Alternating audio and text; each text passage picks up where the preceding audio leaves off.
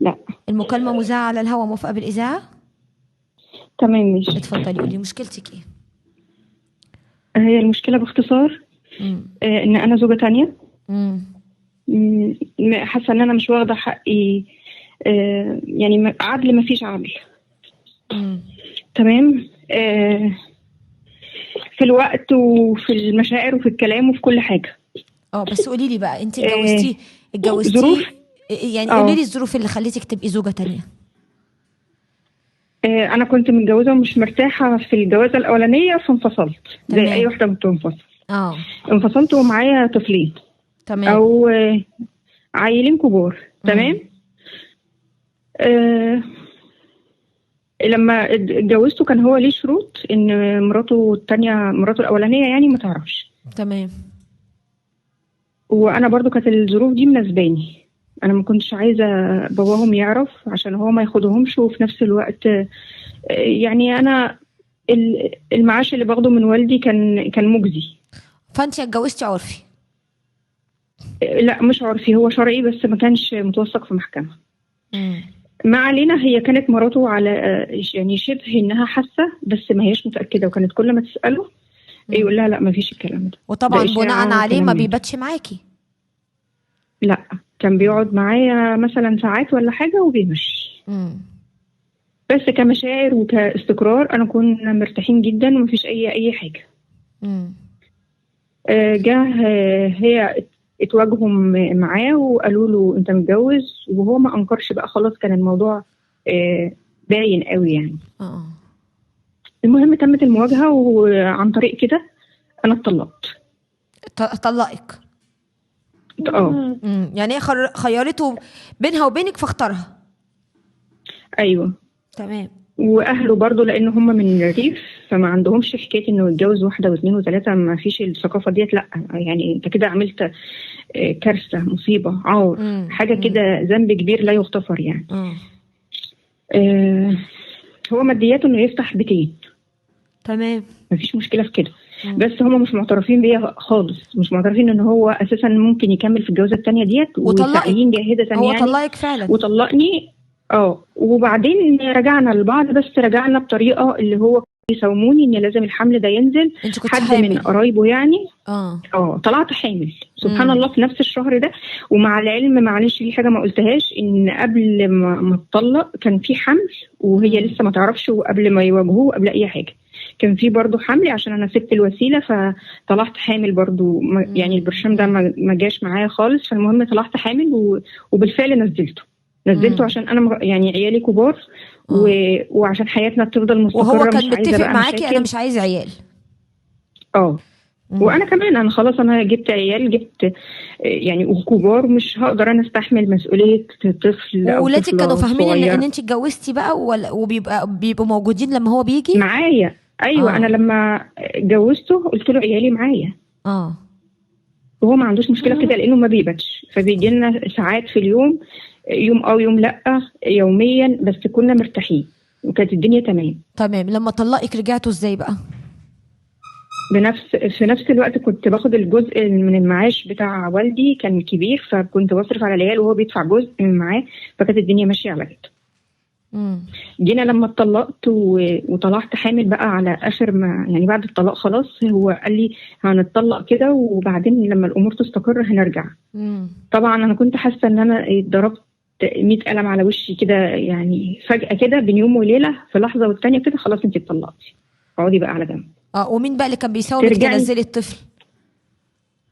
اهله، ويعني عيال عمته، ابن عمه ونزلتيه يتصلوا بيا، فعلا؟ طب نزل الطفل وهو هيرجع لك. لا، ما نزلتوش. ما نزلتوش. تمام. يعني نزل الطفل وهو يرجع لك، اللي هو ازاي؟ امم. هو لو عايز يرجع لي هيرجع لي. خلفتي؟ اه، جبت بنت. امم. فطبعا هم اول ما عرفوا طبعا ما كانوش عايزين خالص ان هو يكتب عليا رسمي. فترة الحمل بقى امم. في حاجات انا نسيتها.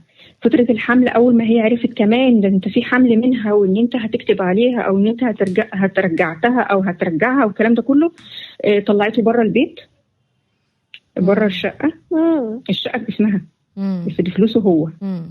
بفلوسه هو. امم. آه، طلعته بره الشقه بهدومه بحاجته، فطبعا كان قاعد معانا والدنيا تمام طول ال9 شهور. جه بقى راحت مرجعاه تاني، طب تعالى العيال عايزينك، العيال محتاجينك. طبعا. وهو ردك تاني ولا عمل ايه؟ رجعتوا ازاي؟ ردني تاني. اول ما ردني بقى هي طلعته بره الشقه. بس طبعا كانت مصاريفهم بتوصلهم على اكمل وجه. دلوقتي الحال وصل لفين؟ انتوا الاتنين على ذمته وهي عارفه بيكي ومتقبله أيوة. الوضع عشان البنت؟ مش عشان البنت، عشان كل حاجه عندها هي. انا ما عنديش حاجه. انا بيجي لي 3 ايام و3 ايام يعني مش كاملين، بينزل يروح على هناك. ما يباتش معاكي برضو؟ بيبات بس اول يعني ال4 ايام اللي هو ليهم منابهم هناك. ال4 ايام دول كاملين، ممكن ما يجيليش فيهم وممكن مكالمه هو ما يشتغل امتى؟ يعني ايه؟ يعني لا هم يعني ما اقصدش كاملين بجانب شغله، يعني بقيت شغله بقيت اليوم بتاع شغله يخلص شغله بيروح البيت. وانت ال3 ايام بتوعك؟ وعندي برضه 3 ايام بتوعي بيخلص شغله قبل ما يروح الشغل، بيعدي عليهم، وبعد الشغل بيجي لنا. بس اللي هو يعني ايه، احيانا لو في حاجه يبقى يروح لهم. اتصلوا بيه محتاجينه في حاجه لازم يروح لهم. وحجج فارغه وحجج اي كلام، وبابا دي ضربتني، دي بابا بصت لي، اصل نفسيتها تعبانه من الدروس، واصل واحده صاحبتها مش عارفه مضايقاها، فلازم يلبس وينزل.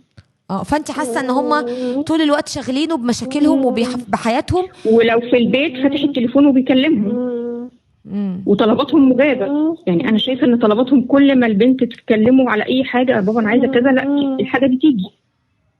وانت لا، بعكسنا بنته بعكسي طبعا تمام. لا بنته لسه صغيره يعني عمرها سنه وطلباتها مجابه. انا ما قلتش حاجه يعني ما شاء الله. هو مش مخلينا محتاجين حاجه. امال انت ايه كمعامله؟ انت بتحبيه زياده فغيرانه؟ مش موضوع غيرانه، انا مش حاسه بالعدل. ايه العدل من وجهه نظرك؟ يعني ان هم بيتصلوا بينزل لهم بيكلمهم، انت شايفه العدل فين من وجهه نظرك؟ يعمل ايه؟ يقفل التليفون اول ما ان هم هو شغله ساعات بيحتم عليه ان هو ما يقفلش التليفون. أيوة. بس بالعكس هو لما بيبقى هناك تليفونه مقفول وما بيردش عليا، ولو احتاجته في اي حاجه. طب وانت مش شايفه ان انت الوضع اللي انت فيه ده يعني طبيعي ان هو يبقى فيه حساسيات، ويبقى انت طول الوقت اللي بيتدارى بيكي عنها؟ ما هو اصل انت اللي جايه عليها يا حبيبتي، انت اخترتي الوضع ده صح ولا؟ وده جزاتي؟ جزاتك في ايه؟ هو ايه الجزاء في اللي انت عملتيه؟ انت اتجوزتي راجل متجوز. انا واضحه معاكي، احنا اخوات، انا بكلمك بمنتهى الامانه. اللي بتتجوز راجل متجوز وعنده اسره وبيت، ده قرار مش سهل اطلاقا. لا ما ترضاش باقل حاجه، بس ما تبقاش فاهمه ان هيبقى ليها كل حاجه. تبقى فاهمه ان في حته هتقع. انا ما اقصدش، انا مش عايزه كل حاجه تقع، اللي او حته تقع اللي هي ايه. من هو ده اللي بساله لك. ايه العدل اللي من وجهه نظرك مش موجود؟ انا هو يقعد معانا زي ما بيقعد هناك. انت بتقولي بيجي لي 3 ايام زي ما بيشوف طلباتنا. بتقولي لي مش مخلي بنته محتاجه حاجه ولا انا محتاجه حاجه. تمام، بس لما انا بطلب منه مثلا ان احنا نخرج او نقعد نتكلم او نتمشى وكلام من ده، لا انا مش فاضي، انا تعبان، انا مش فاضي، انا تعبان. بعكس هناك خالص، شايلهم على كفوف الراحه وطلباتهم مجابه وبيتمشى وياهم بيجيب لهم اللي هم عايزينه. انا حياتي اختلفت 360 درجه. انا مش قادره افهم يعني انت مشكلتك كلها اللي مضايقك الخروج، ولا انا عايزه اسمع منك اكتر. الاهتمام اللي عايزه تسمعيه مني ان هو هناك مهتم بيهم جدا، بمشاعرهم جدا. هو لازم، هو حاسس من جواه انه جاي عليهم فبيعوض ده. هو حاسس من جواه انه جاي على الست دي فبيعوض ده. هو حاسس من جواه انه جاي على العيال دي فبيعوض ده. جه عليهم في ايه؟ هو شايف ان اي راجل في الدنيا، اي ست جوزها بيتجوز عليها هي بتحس انها نهايه العالم، حاسس بعقده الذنب. طب هو انت لو جوزك كان يتجوز عليكي دي بالنسبه لك سهله؟ ما اكيد مش سهله. انا عارفه انها مش سهله، ولما احط نفسي مكانها لا، هي من حقها كانت تعمل حاجات كتير اكتر من اللي عملتها. بيداوي ده بايه؟ انه بيرضيهم، بيخرجهم، بيسمع مشاكلهم، بيتنازل شويه ويقعد معاهم حبه على حساب علي، على لان انت دخلتي معاه في المركب. بصي حبيبتي، انت بارادتك اللي ركبتي المركب دي، انت بارادتك. هو ادرى واحد هيوصل المركب دي لبر الامان ازاي. بيجي هنا شويه بيجي هنا شويه، بيدي الكفه دي عن الكفه دي، وعدله قدام ربنا هو ربنا اللي هيحاسبه عليه لو هو مش عادل، لان ربنا قال مثنى وثلاث ورباع، والشرط الاساسي فيهم العدل. العدل ده لازم يبقى في كل حاجه. بس انت بتقولي لي هو ما بيخلينيش محتاجه حاجه، انت بتقولي له ما بيستخسرش فيا حاجه. ما هو مش كل حاجه، الفلوس، ومش كل حاجه ان هو انا ما قلتش الفلوس، حتى في الوقت. وشرب. يعني انت هو دلوقتي قسم الاسبوع 4 هنا و3 هنا، فبيقعد معاكي 3 ايام، يبقى قعد معاكي اهو. كون ان في ال3 ايام دول ما بيقفلش موبايله وبيكلمهم، لكن عندهم هم بيقفل التليفون عشان انت ما تكلمهوش. شويه شويه مع الايام لما بنتك تكبر الموضوع ده هيدوب، وهيبقى بنته زي ولادها، وطول الوقت ليها مسؤوليات، وهو شكله اب كويس. يعني اللي انا استشفته منك ان هو اب مسؤول. ايوه انا ما قلتش حاجه. بصي يا حبيبتي، انا فهمتك. انا عارفه اللي انت فيه، في جزء من الغيره، مع جزء من ان انت بتحبيه، مع جزء انا ذنبي ايه؟ هو انا عشان اتجوزت راجل متجوز يحصل فيا كده؟ ايوه. اللي بتختار تتجوز راجل متجوز هي دخلت دوامه برجليها وهي اللي وافقت. اللي بتوافق تكون زوجه تانية لازم تستحمل. الراجل هيتحاسب لان انت برضو باختيارك اللي جبت الست دي تبقى مراتك، فربنا شرط ده بالعدل. انت هتحقق العدل ساعتها ربنا هينجيك. فإن خفتم ألا تعدلوا فواحدة. انت طالما اتجوزت واحدة تانية يبقى لازم تعدل. اللي انت بتقوليه عليه الحمد لله هو محقق ده، بيجيلك، بيقعد معاكي، بياخد باله منك، بيصرف عليكم، فهو محقق جزء كبير من العدل. لكن اكيد في حاجات هتقع منك، واكيد في حاجات هتضايقك، وفكرة ان هي معاه هي كمان متضايقة، فطول الوقت بتزود عليه. ولو لقيته اتشغل شوية بتروح تجيله تاني وتقول له طلبات ولادها، وولادها هم المدخل بالنسبة لها ولادها هم المدخل عشان تقدر بولادها تاخد حقها. فهي حرب، وحرب دمها تقيل. اكيد جوزك لو لوحدك غير لما يبقى انت مشاركك فيه واحده. زي ما هي فجاه صحيت من النوم لقيتك جيتي حياتها وشاركتيها فيه، فهي حرب. لكن دلوقتي في طفله، ولازم نكمل بقى ونستحمل طالما دخلنا الحرب دي. نهدى، ولما يجيلك بلاش تبقى طول الوقت يبقى انت الانسانه النكد، الانسانه اللي طول الوقت بتلومه. هو مش عايز يتلام، هو مش عايز يجي كل وقت شفت انت ظلمتني، شفت عملت ايه، بتقفل التليفون هناك لكن هنا فاتحه، بتكلمهم. خدي المواضيع ببساطه، انت جايه على الوضع ده وعارفاه، انت جايه وعارفه ان في زوجه واولاد، فاستحملي ده. انت اللي اخترتي بايديكي. كنت ممكن تختاري واحد متجوز ومطلق او ارمل، لكن انت اتجوزتي راجل عارفه ان في زوجه، وانت بتقولي العادات والتقاليد عندهم صعبه جدا اكنه عمل جرم. يبقى ده راجل، ده تحدى الدنيا اهو، ده ردك تاني ولاقيكي وخلفتي منه.